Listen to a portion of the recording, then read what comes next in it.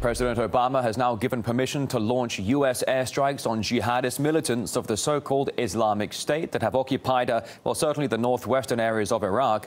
However, he said the strikes would only take place in the event of Islamists attacking the Kurdish city of Erbil right here. Of course, that's where the U.S. diplomatic mission are based. Now, this comes as the militants have stepped up their offensive, capturing the largest Christian city of Karakosh. It's thought some 200,000 people have fled the fighting in the area in recent days. Meanwhile, bombs went off in Baghdad and the oil town of Kirkuk, killing many people. RT's Anastasia Chukina has the latest.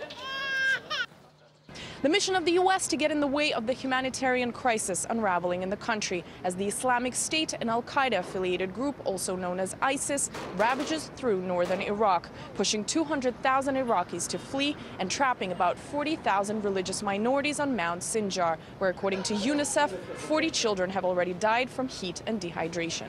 Airdrops of humanitarian aid in Iraq are now being conducted by the U.S. The Islamist militants have been sweeping through northwestern Iraq, taking over multiple towns and cities, as well as the country's largest dam, intensifying concerns that this is only the tip of the iceberg and that the instability in the country will only keep growing.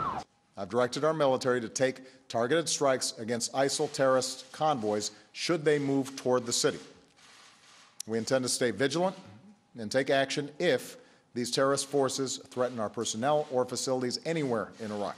But are there any other options? One of those is actually putting together a NATO-type organization, which consists of Jordan, Turkey, Egypt, Saudi Arabia. You can organize the Sunni nations, which we've helped train and equip, to go take care of this. Nobody wants ISIS to be successful, even the Sunni Muslims. So you've got to look at this realistically. And frankly, the American people are tired of war. So which steps, if any, could actually bring more stability to the chaos-torn country? And how far could any U.S. involvement lead?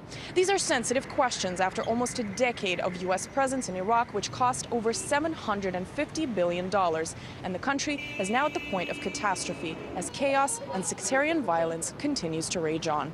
Anastasia Churkina, RT, New York.